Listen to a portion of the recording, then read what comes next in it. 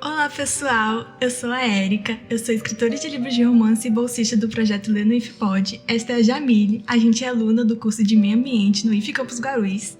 Sejam bem-vindos ao podcast Lê no IFPod. Esse podcast faz parte de um projeto coordenado pela professora Rosana, que é uma professora de português e literatura, e é uma iniciativa incrível que nos ajuda a descobrir o mundo por meio da literatura.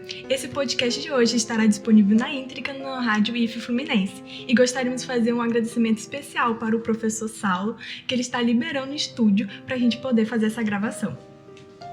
Bom, hoje vamos compartilhar a nossa experiência com a leitura, o livro A Colina Escarlate, né? Mostrar um pouquinho dele.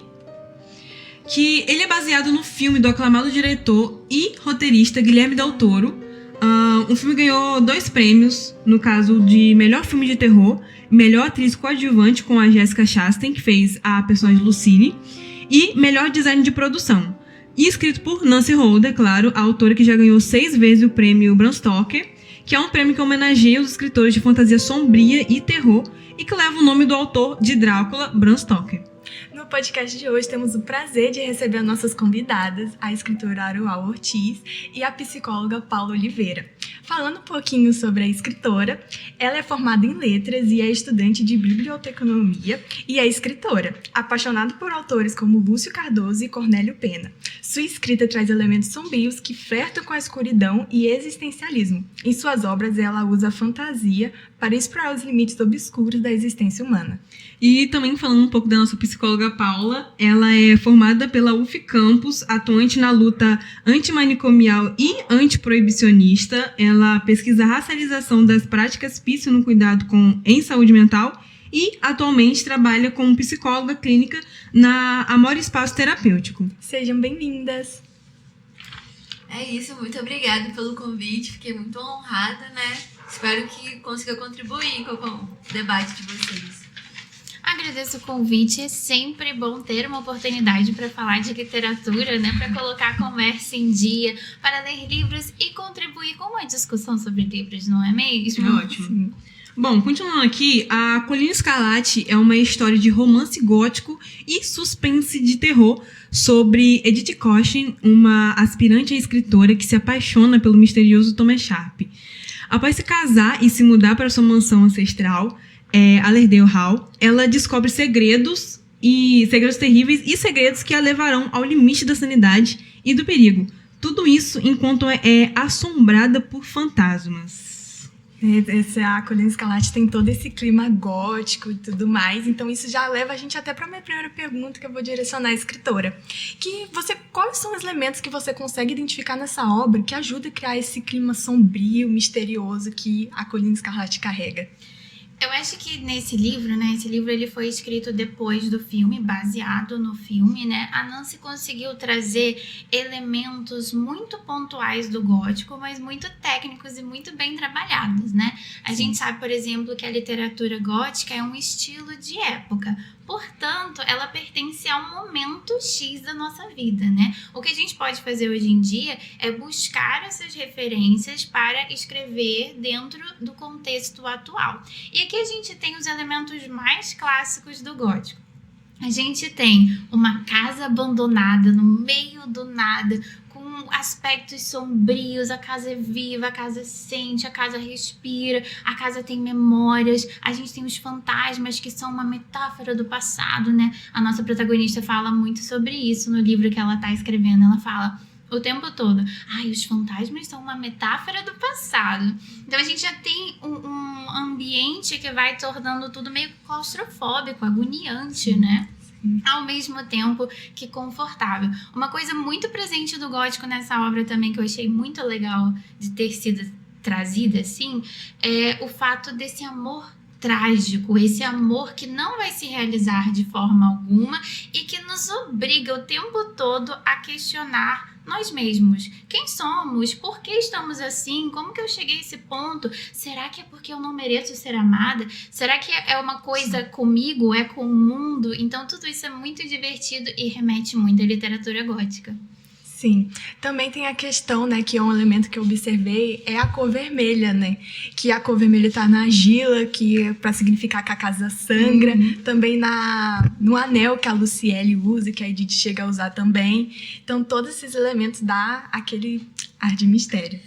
É uma coisa que, quando você falava, eu fiquei pensando, né, que não só na argila e no anel, mas também no fantasma, né? Porque no momento ele tá preto, né? Ela tá preta, né? E aí escura, e depois quando vai pra casa é vermelha. Eu achei isso muito interessante também. Sim, é uma observação legal, eu não tinha notado. Sim, eu senti, pelo menos quando eu tava lendo, que o fato deles serem vermelhos também remetia muito a eles terem morrido ali. Naquele contexto. Demarcar aquele lugar. Exatamente, que eles estavam enterrados na argila e que eles se ergueram, assim, sabe? Sim, e uma coisa também muito interessante, que nas histórias góticas é o papel que as mulheres costumam ter, que geralmente aparece sempre 2 papéis, a mocinha sensível e donzela inocente e a mulher sombria.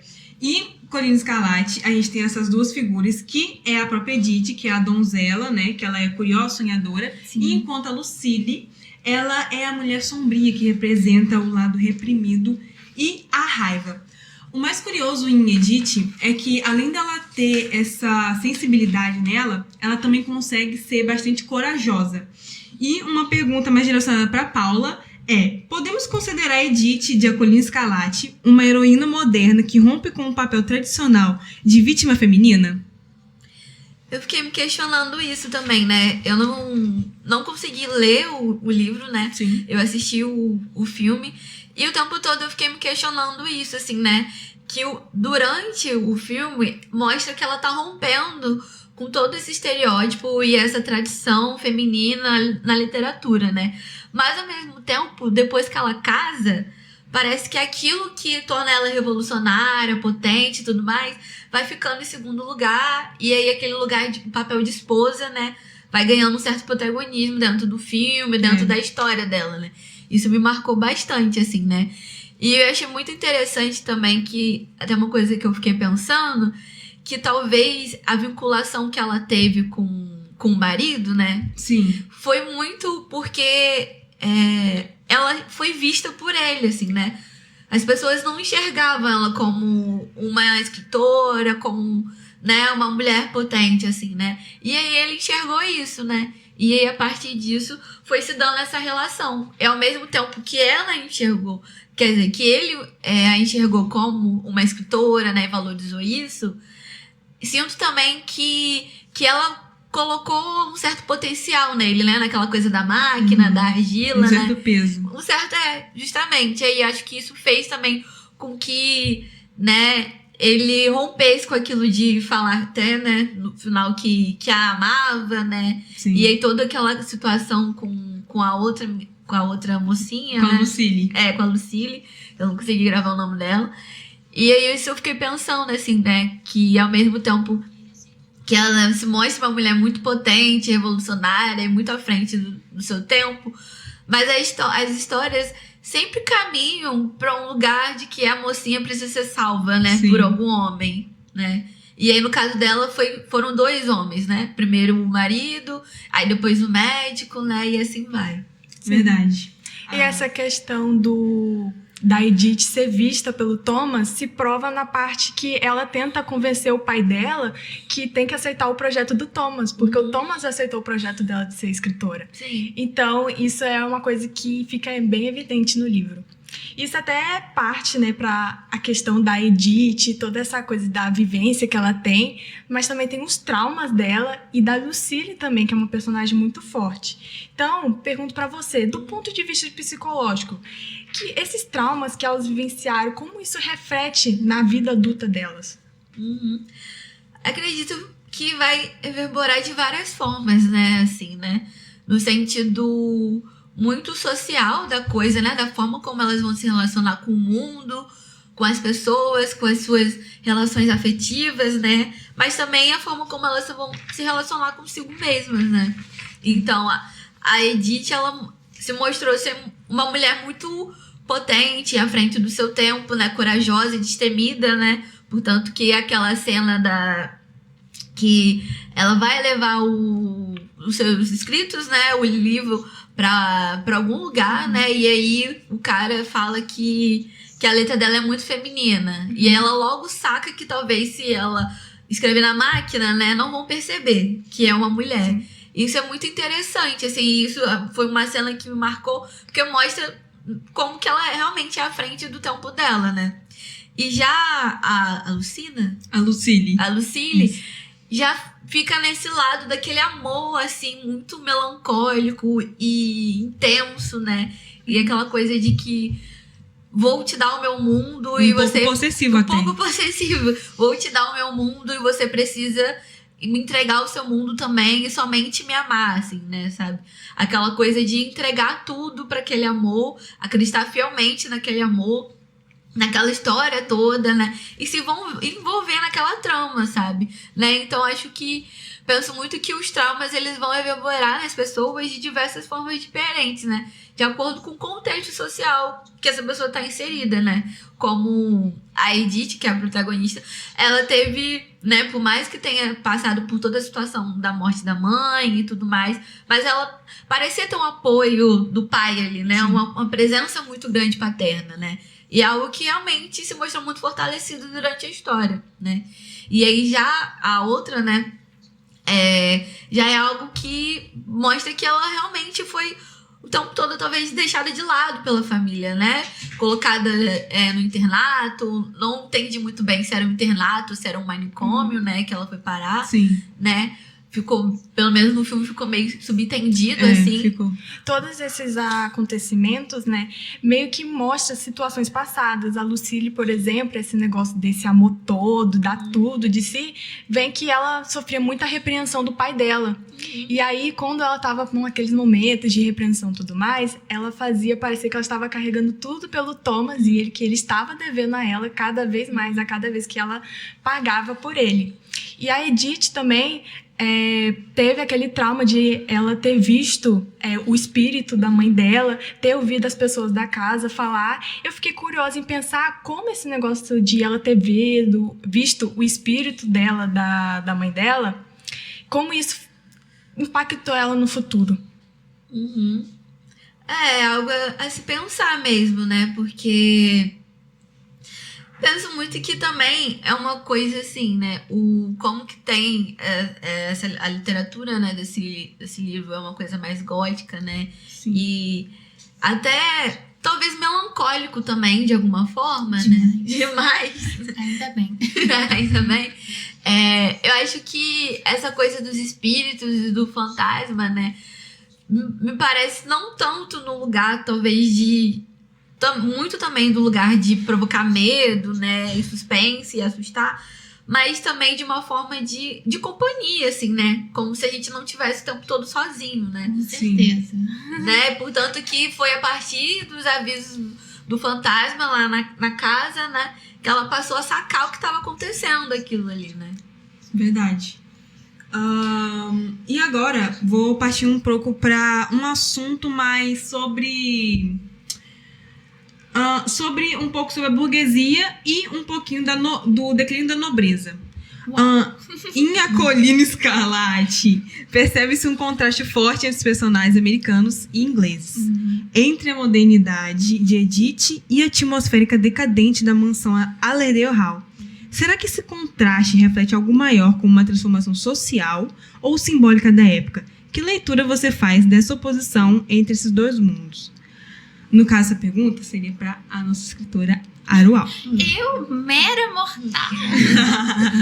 Olha, eu acho isso muito interessante porque o gótico, né? E eu falo que aqui a gente tem, tecnicamente, muitos elementos do gótico. Sim. O gótico, ele sempre vem para questionar aquilo que está em vigor na sociedade. Aquilo que é tido como padrão que deve ser reproduzido. O gótico vai para o outro lado. Ele abraça as sombras, ele questiona, será que esse padrão é o ideal? E nós temos muito isso no livro. A gente tem quase uma relação, tá, gente? De colonizador e colonizado. Nós temos a tradição, que seria A Colina Escarlate, que de alguma forma precisa da modernidade, porque ali no contexto dos Estados Unidos eles falam que não existe necessariamente uma tradição. Até o livro vai trazer a ideia de que ali eles vivem pelo que são e não pelo que o passado foi, né?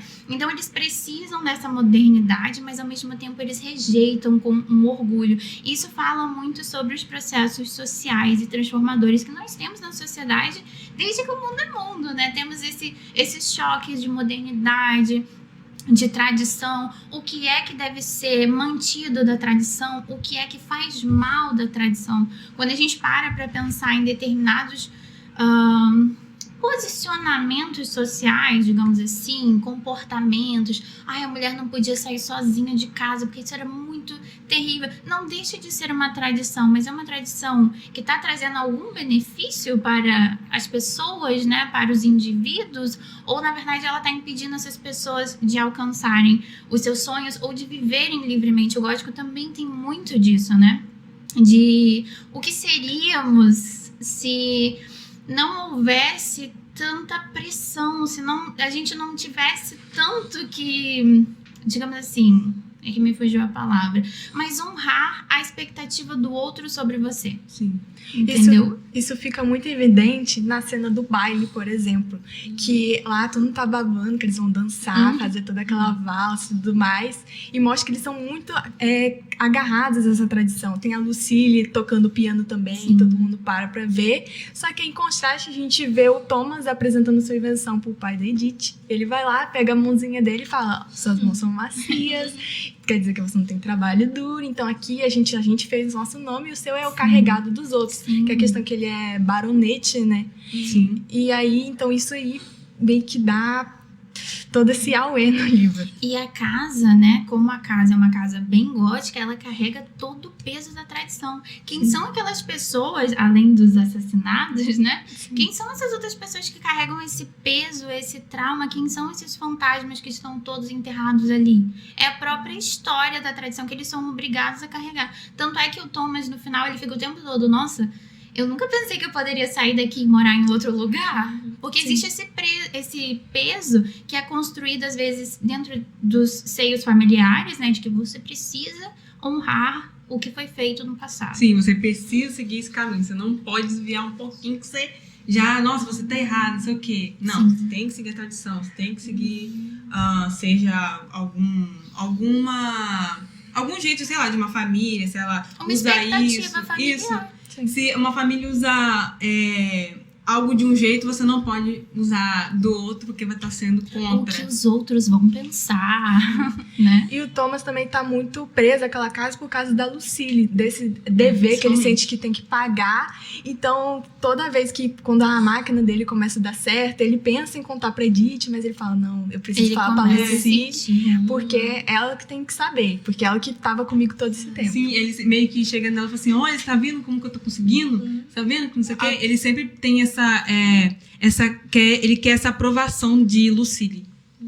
Sim. Ela Isso é meio muito- que... desculpa. Isso é muito também de uma aprovação familiar, né? De sustentar aquela história, manter aquela história viva, aquele nome, viva aquela herança viva, mesmo que não exista mais, não tenha mais aquele dinheiro, né? E aí quando você falou sobre colonialidade e tudo mais, me remeteu um pouco à questão dessa superioridade que o europeu sente que tem e acredita fielmente que tem em relação aos povos da América, né?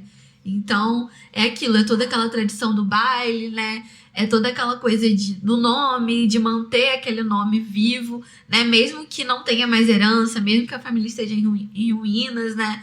Mas isso é bem curioso, né? E achei muito interessante estar presente no livro, né? E de uma forma tão gótica, assim. Verdade. Acho que eu não sabia, assim, na verdade, que o gótico tinha esse lado, assim, esse debate também muito social da coisa. É porque o gótico, ele tá muito relacionado ao ser humano. E o ser humano está relacionado ao contexto social. Então, toda vez que você questiona o ser humano, consequentemente, você questiona as relações sociais. Eu queria falar que acaba que a Lucille encarna toda essa tradição familiar, porque ele não tem mais nenhuma figura E aí fica todo o peso pra ele, assim, prestar contas a ela, como se ela fosse a grande matrona da casa. Inclusive, eu acho muito bonitinha essa escolha, né? Ela é a única que está sentada, porque ela é a única senhora da história até o momento, digamos assim. Ela meio que pega acho que o lugar da mãe, né? E ele fica com esse peso em cima dela. Pensei nisso também, desse lugar da mãe, dela pegar isso. E até tem uma cena no filme que, né, de que ela, pelo que eu entendi, ela que provoca os assassinatos, né? E aí, lá quando o médico chega, né, pra salvar a Edith e tudo mais, aí ela fala pro Thomas dessa vez, resolve você, ou vai ficar na minha mão, nas minhas costas, né? E aí eu senti até como uma coisa de maternar, sabe? Sim. Dessa coisa de maternar o homem, e aí, né, você tem que cumprir esse papel ali, sabe? Mesmo que você não queira performar aquilo, mas já que ele não tá resolvendo, então eu vou resolver, deixa que eu resolvo. Sabe? No livro tem essa passagem assim discriminada, né? Porque tem um momento em que vai se falar do filho perdido de Lucille, né? Ela teve um filho que morreu, Sim. né? E aí o Thomas vai meio que tomar uma voz e falar, ela não pode perder o segundo filho dela, que sou eu, né? Então é assumido.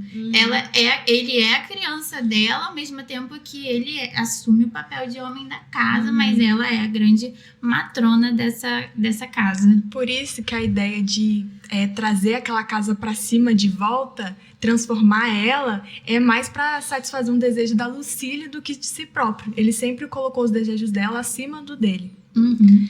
Então, além do livro ser marcado por esse declínio da nobreza e ascensão da burguesia, a gente também tem sobre a ciência e o espiritualismo, né? Que a gente tem o Thomas com as invenções dele, com as coisas novas. Também tem o Alan, que tá ali ele é médico, ele tá ali mais na área da ciência, e ele apresenta para Edith aquelas imagens de ectoplasma que é possível ver espíritos e tudo mais, então mostra essa curiosidade da sociedade pelo sobrenatural, esse fascínio.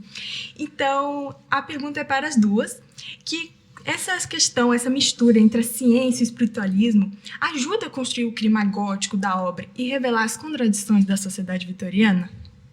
Vou nessa? Bom, eu acredito que sim, né? O gótico, ele sempre flerta com a contradição entre o material e o espiritual. Então, numa obra gótica, a gente sempre vai encontrar esse conflito.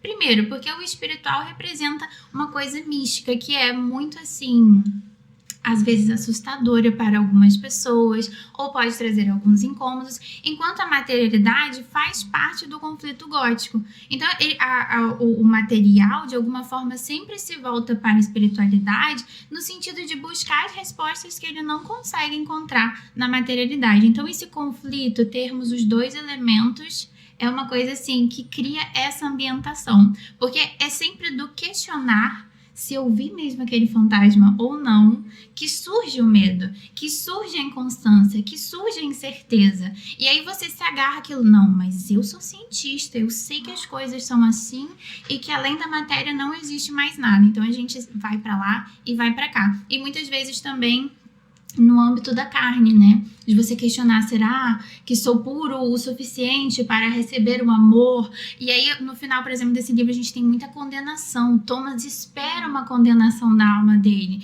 E ele é absolvido, digamos assim, pela história, ele é absolvido, né?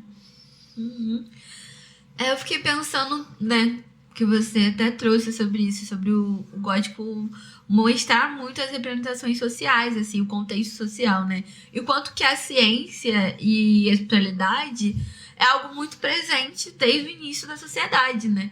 Então faz muito sentido que isso apareça, assim, essa dualidade também, né?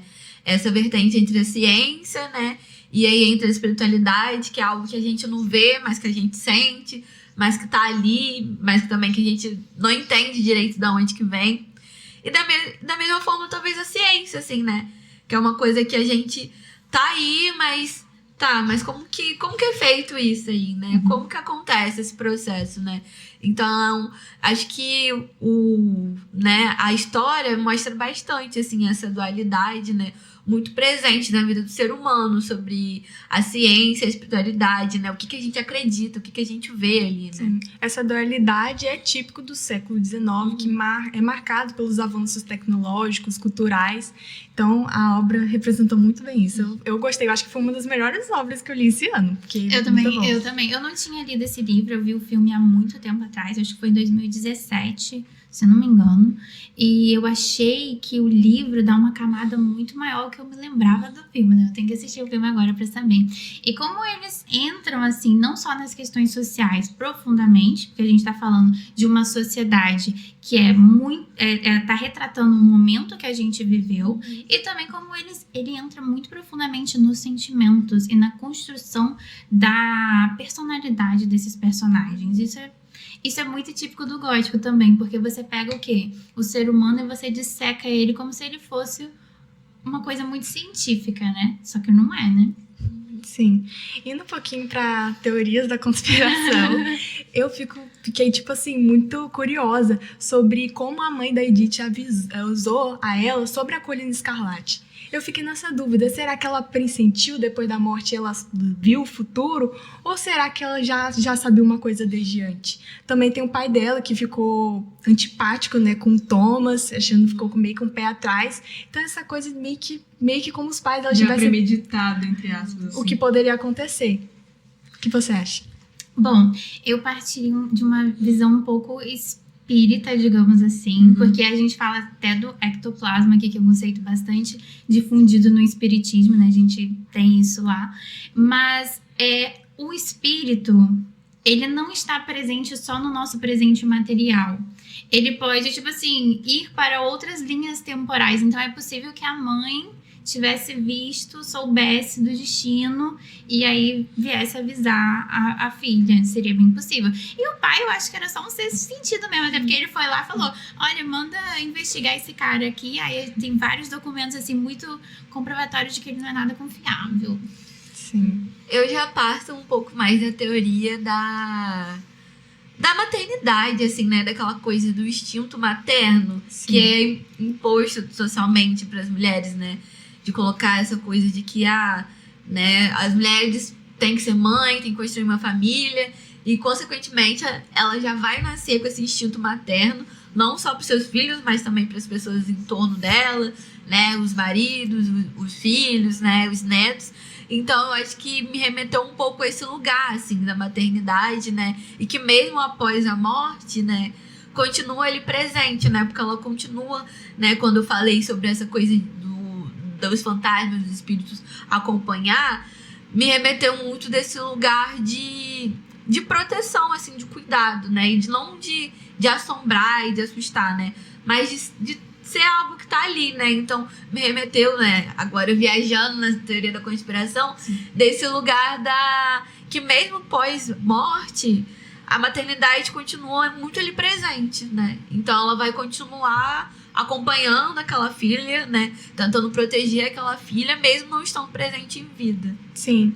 E a outra coisa que Jamile comentou comigo hoje, que eu não tinha reparado realmente, que foi a questão do anel. Pode ver. Verdade. Eu posso estar tendo alguma alucinação, mas quando Lucille, eu acho que ela tá empurrando a Edith da coisa, e ela vai arrancar o anel. O anel, quando ela vai tirar... né? Eu acho que é até um anel que tem em algumas outras histórias, que ele tem um parafuso. Isso, no meio, que é pra... o significado eu já não vou estar sabendo. Pra não tirar. Pra nunca mais sair. E isso me deixou bastante intrigada, porque a Lucille arranca isso do dedo de Edith, deixa ela machucada, e quando ela vai botar de volta, a gente consegue escutar um barulhinho do anel entrando dentro do dedo de Lucille, e meio pra nunca mais sair dali, entendeu? Então eu achei essa passagem bem interessante, e eu queria saber mais ou menos o que vocês pensam disso, né? O que vocês têm em mente. Acha que significa, né? Sim. Esse anel. Eu acho que significa um posicionamento dentro da casa, porque esse anel originalmente era da mãe, né? Da mãe que Lucille matou, né?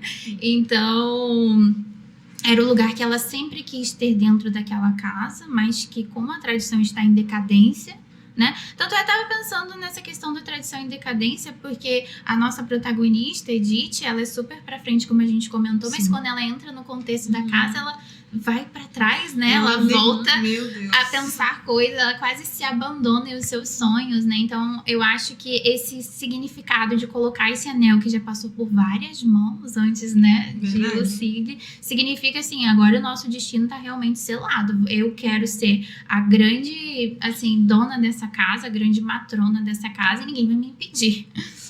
Sim.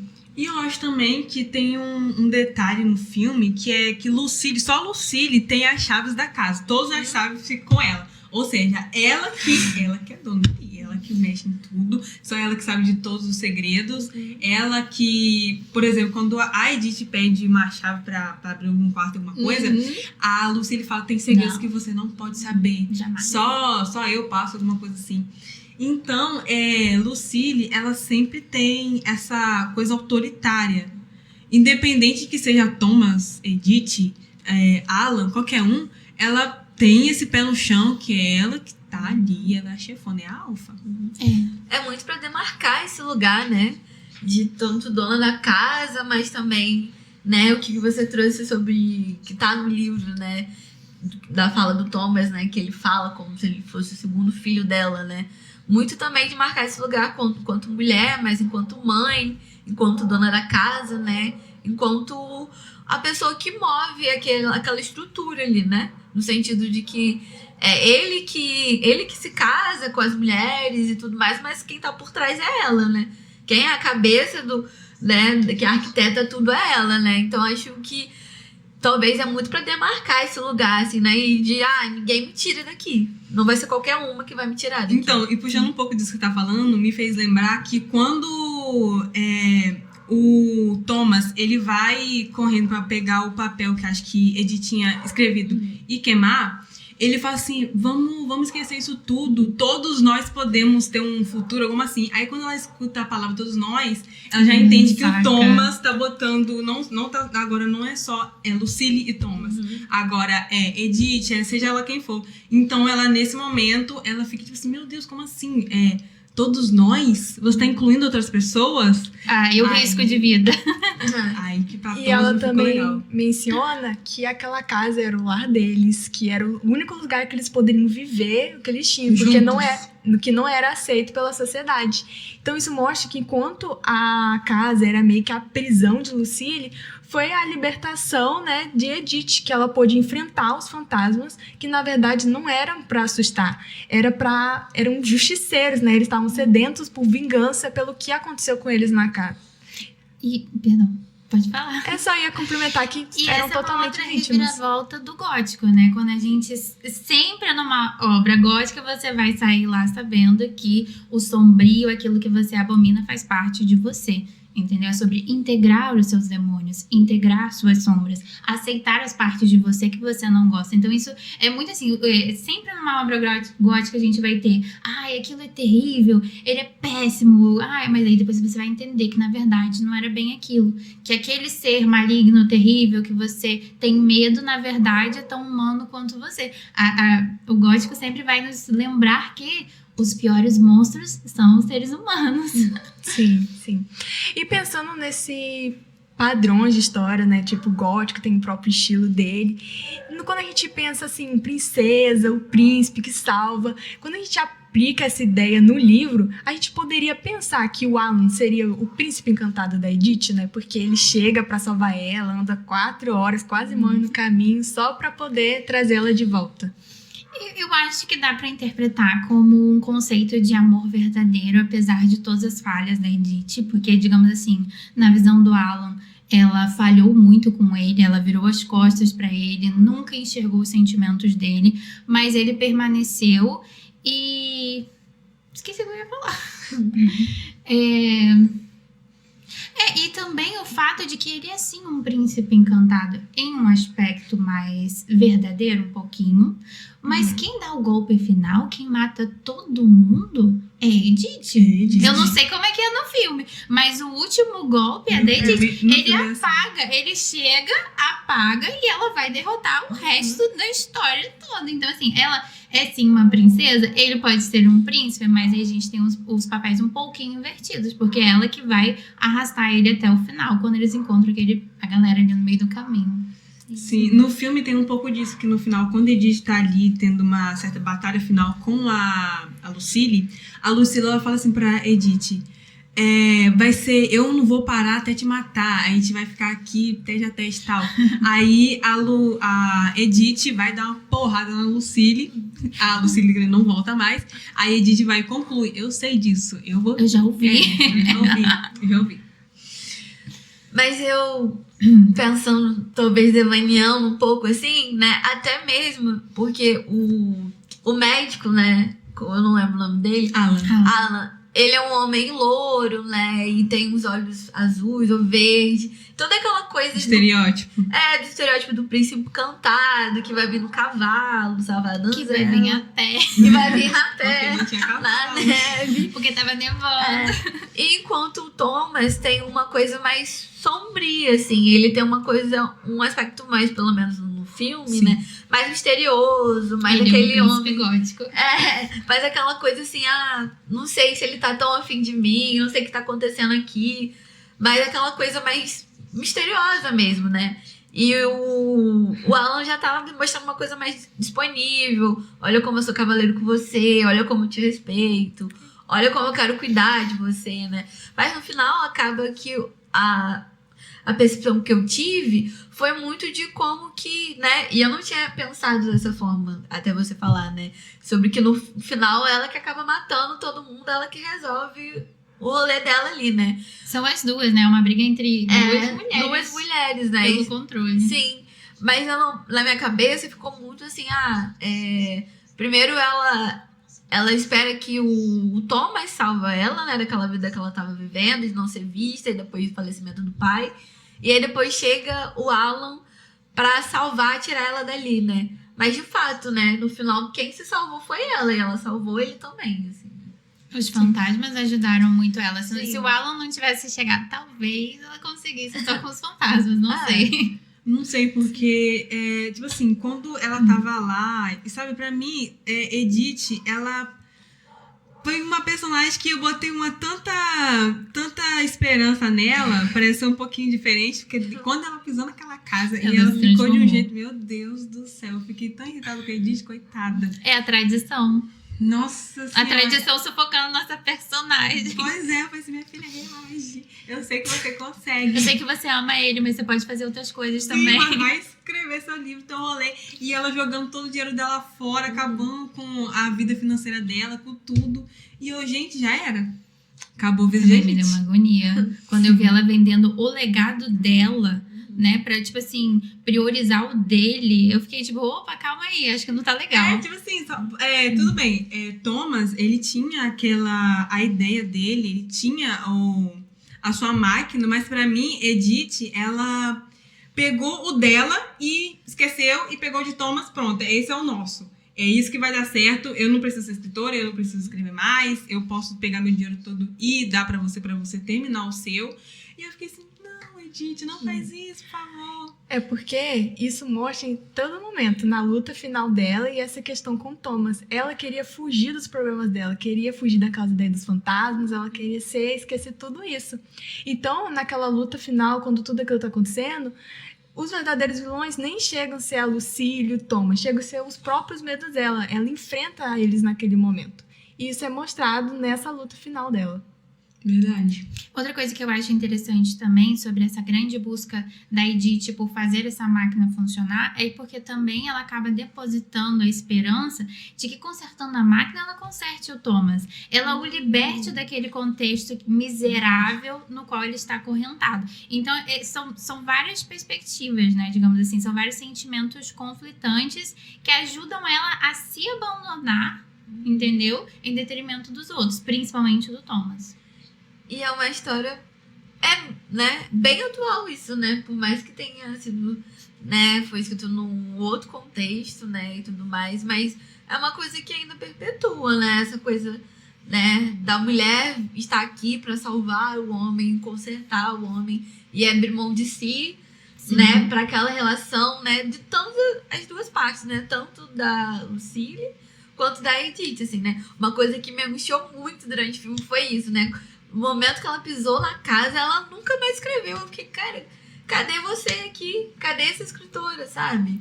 Sim. E aí isso foi me pegando e marcando muito, assim, como que a passagem do tempo, né, dela sendo uma mulher, revolucionária, escritora e tudo mais, destemida, para se tornar uma esposa, dona de casa. E aí teve uma fala dela que marcou muito, que ela, acho que foi alguma coisa, ele falando que a máquina não tava dando certo, que ele era um fracassado, que ela ia descobrir isso e tal. E aí ela vira pra ele falar, mas você é tudo que eu tenho, você é meu mundo, algo assim. E aí eu fiquei, Sim. Perdemos. Perdemos uma guerreira. Isso até surge, né? Qual time vocês são? Se vocês são time Thomas ou time Alan? Eu sou time Alan. Eu também. Também. Tipo assim, o Thomas, ele é um personagem perfeito, porque ele é um personagem que envolve, que encanta, que nos engana, que faz com que a gente tenha muita curiosidade de entender ele. Mas se a gente for trazer ele pra vida real, Não tem como. pelo amor de Deus, mantenha a distância. Não dá mesmo. Então, para finalizar, eu gostaria de relembrar aquilo que eu até comentei no começo sobre a simbologia do vermelho, né? Porque o nome é Colina Escarlate, né? Por acaso. E isso está presente tanto nas cores que a Lucille usa, porque na Lucille a cor já representa perdão, tipo assim, uma coisa mais sombria. Já para Edith tá algo mais relacionado à paixão. Também tem a argila, que é vermelha. Então, a simbologia do vermelho está muito presente. O que vocês conseguem ver da gente dessa simbologia? Então, eu não gosto muito de literatura assim, né? Eu gosto mais de uma coisa mais brasileira, né? Eu leio muito Conceição Evaristo, Jorge Amado e tudo mais. Mas o que me fez querer ler o livro depois de ter assistido o filme foi justamente o vermelho da argila, porque eu fiquei pensando assim, nossa, no filme isso tá muito interessante, como que o autor escreveu isso, esse processo no livro. Eu acho que isso me pegou um pouco, assim, de querer, porque tem uma cena que tá nevando e tudo mais, mas no fundo, assim, começa a aparecer a argila vermelha, assim, aí eu fiquei muito interessante isso, e aí eu fiquei imaginando como que isso poderia estar sendo passado, assim, no livro, né, e eu penso muito que essa coisa da argila e do vermelho, eu acho que é também muito para demarcar também a passagem de tempo, sabe? De um tempo que antes ela era talvez feliz naquela casa, com o pai e tudo mais. E aí ela vai para essa outra casa, essa mansão, né? Com o esposo e com a Lucille, né? O Thomas e a Lucille. E aí ela começa a ser envenenada, né? Ela começa a morrer, né? Ela começa a ser machucada de alguma forma, né? Sim. Posso estar viajando aqui, mas eu senti desse lugar de passagem de tempo, assim, né? E também aquilo que você trouxe sobre os assassinatos, né? Como muitas pessoas morreram ali, né? Então, os fantasmas eram vermelhos, né? Então, achei um pouco pro esse lado, assim. Eu vejo como uma metáfora do enterro da própria casa e da tradição da família, né? A riqueza deles vem da argila e a ruína deles vem da argila. O fato deles não conseguirem explorar a argila faz com que eles fiquem pobres, faz com que a casa fique sem manutenção, faz com que eles fiquem isolados. Então, além desse enterro metafórico, ele também traz a humanidade que é necessária para a casa, porque a casa respira, a casa sente, a casa tem lembranças. Então, conversa com aquela coisa do sangue, da carne, do que apodrece, da ideia de que a gente vem do pó e a gente retorna pro pó. Porque o gótico sempre tem essa coisa meio...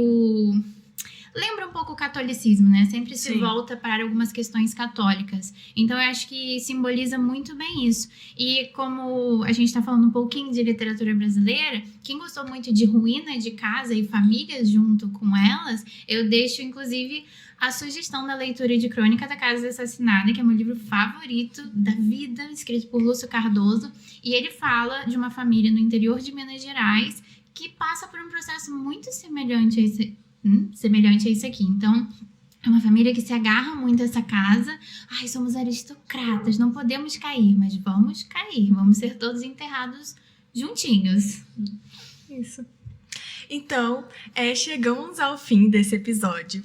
Vocês que estão assistindo, podem nos seguir no @lenoifpod no Instagram e compartilhar esse episódio com seus amigos e familiares.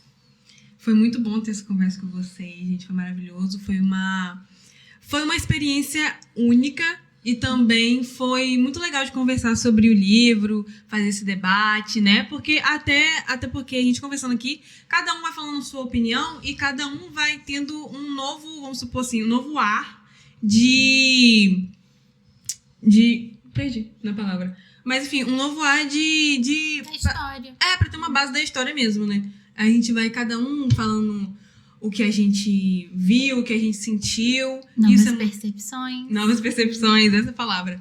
E isso é muito legal, eu gostei muito da nossa conversa hoje, sério.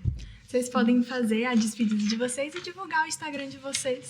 Tá bem. Olha, eu agradeço muito, tá, pelo convite. É muito bom me tirar de casa pra falar de livro, adoro. Inclusive, eu tô sempre falando de livro no meu YouTube e no meu Instagram. No YouTube eu crio conteúdo literário voltado para umas literaturas um pouquinho mais sombrias ou coisas super alegres, como papelaria. Depende do dia.